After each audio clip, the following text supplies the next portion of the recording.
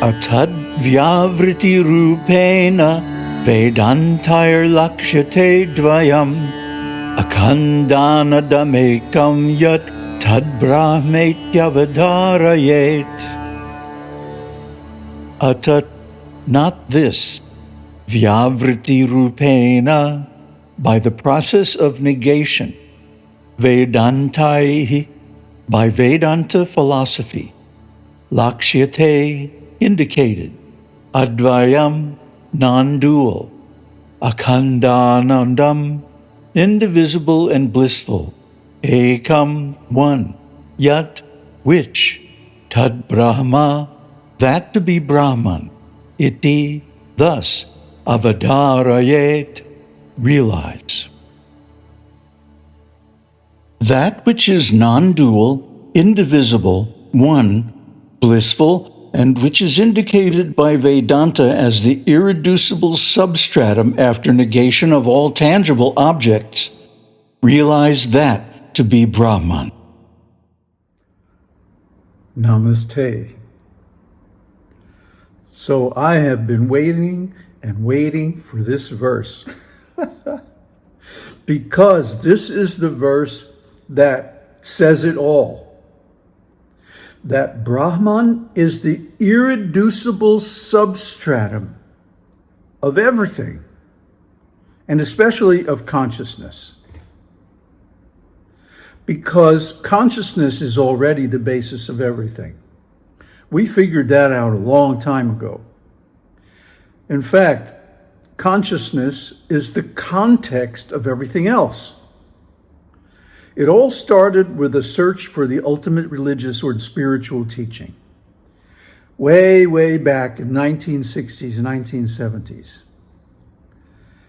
I saw all these different schools and different teachings and different methods all competing with one another, clamoring for attention and trying to recruit disciples. And I said, wait a minute. This looks more like business or politics than religion. If it was really spiritual truth, they would all be able to agree and cooperate and work together.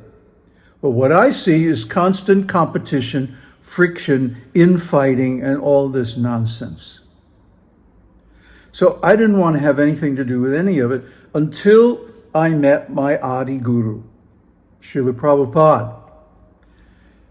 And even then, after he opened up a window into the Vedic culture and literature and religion, I sensed there was something more, something much bigger, beyond the boundaries of a narrow-minded, rigid cult. And so I went in search for it. I searched deep in the Vedas and Upanishads. I even went to Sri Lanka and got initiated as a Buddhist monk, ordained formally. And for 5 years I wore those robes. But then everywhere I went, and there's so many more other teachings I've investigated, you can look at our catalog and see. There must be some master context, some really big bucket in which all these other teachings fit and find their footing, their substrate.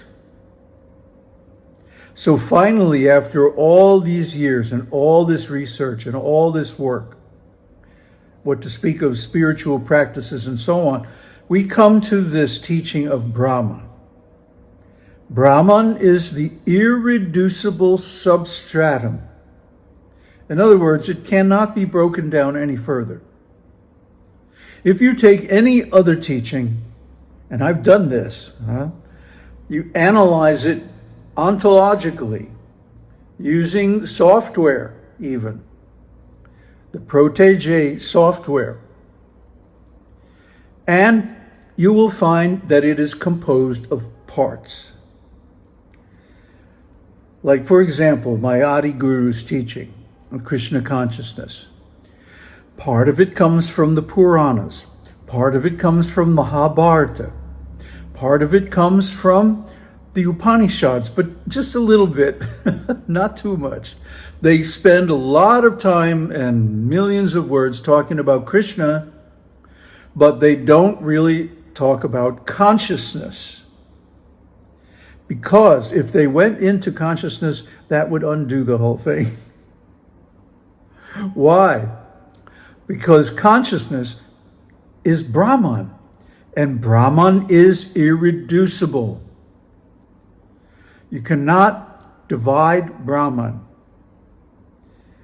without losing it, without it becoming something else. And that's what we do in conditioned consciousness. We divide Brahman in the beginning into 4 states of consciousness: Jagrat, Swapna, Sushupti, and Turiya. We've been over this a million times.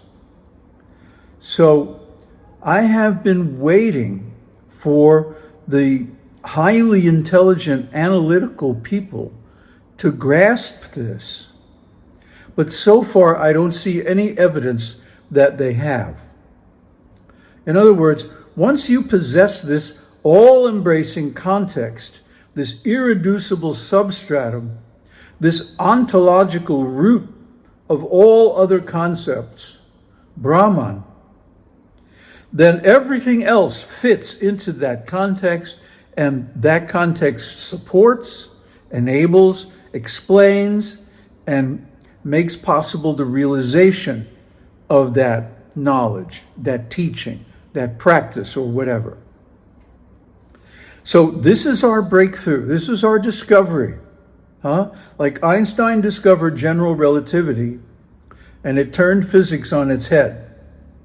We discovered the Chatur Darshanam, the 4 stages, the 4 steps of consciousness, the views based on it, the yogas that are appropriate to it, and the chakras that enable its actual expression. This is breakthrough stuff. This was our great discovery. Or actually, wasn't our discovery. I found it in the Shariraka Bhashya by Sankaracharya, his commentary on the Brahma Sutras. And the hint that let me find it was Ramana Maharshi talking about it in his talks. But he never pointed to the actual source. I had to go dig that up myself. So I'm taking credit for the discovery, but the knowledge was already there. I just found it. Anyway, all of our teachings are based on this context, without knowing which you will not get what we are talking about. And this has been the situation now for over 10 years. I want to change that, and that's why I created the online discussion group, the Discourse discussion group. And the invitation link is in the video description here.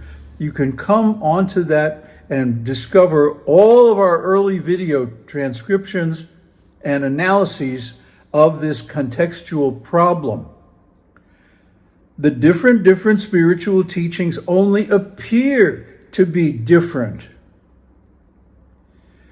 because they are couched in relative language. But as soon as you analyze them in terms of consciousness, everything becomes clear. There is no conflict, there is no competition between the different spiritual paths. They are all one because they are all based on consciousness, or transformation of consciousness, or cultivation of consciousness. Consciousness, in general, is their substrate, is their basis, their root, their ground. So this is the one thought, the one concept that has enabled us to broadly investigate all the major spiritual paths on this channel, from bhakti to karma yoga, rituals, fire ceremonies, to devotional meditations, rasa tattva, the different deities like Vishnu, Shiva, Shakti, and so on. and then go into meditation, samadhi, the Buddha's teaching, which is Raja Yoga, and finally Advaita, which is the topmost non-dual understanding and realization of Brahman. So if you have interest in this path, if you find this fascinating, as I do, and if you can realize that this is the key to all knowledge, not just spiritual, everything, then if you have that kind of intelligence, that analytical intelligence, please join our discussion group and contribute your insights to this supremely valuable topic, which is really the basis of all knowledge.